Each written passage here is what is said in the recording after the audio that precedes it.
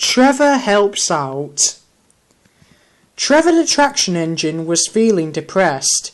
He couldn't breathe properly. "Your boiler needs fixing," said his owner, the vicar, "but I can't afford it at present." One morning the vicarage telephone rang. The vicar answered it, then hurried out to see Trevor. "You may be a bit under the weather, but you can manage this," he said. "The farmer has a tree down and wants you to saw it up for him." When Trevor had steam, they went to the farm and set to work in a field near the railway. Thomas passed by with Edward's coaches. He whistled cheerfully. Edward liked trucks and had been delighted to let Thomas have his coaches for a while. When Edward passed later that morning, he was pulling trucks with a sort of tent over them. These were especially for carrying china clay. The men called them hoods. "Why hoods?" Thomas had asked Bill and Ben. "The hoods are those things like tents," explained Bill. "They keep the clay dry," added Ben. "Wet clay goes in tanks." But to Trevor they were simply trucks. He was enjoying himself. The only thing he liked better than sawing logs was giving rides to children. He chunted happily as the pile of logs beside him grew. Edward returned with some empty trucks. As he passed the place where Trevor was working, the line seemed to wobble under him. "That feels like a loose rail," he thought. "We'd better tell the maintenance people."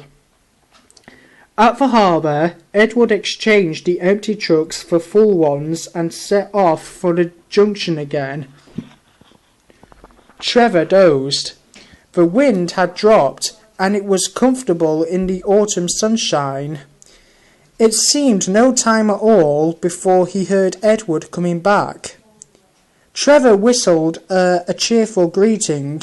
He was watching Edward and did not see one of the trucks, 6 from the end, sink, jump and shudder at just the spot where Edward had felt a weakness in the line that morning. Sparks flew, a truck wheel jammed and a coupling broke. The last 6 trucks and the guard's van lurched, bumped and stopped. The guard, safe in his van, blew his whistle. Edward, far in front, didn't hear it and hurried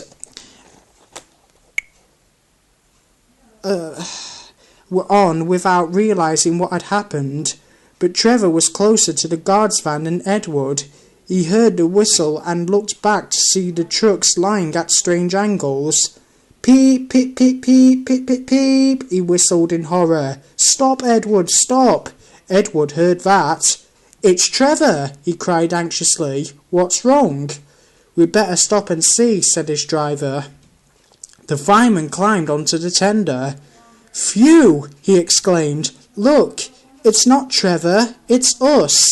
The guard went to protect the train. The fireman went to the farmhouse to telephone for help, and the breakdown gang soon cleared the line. That evening the Fat Controller came to see Trevor. "Thank you, Trevor," he said. "I've heard about your boiler, and because you saved a nasty situation, you're to go to my works to be mended. Would you like that?"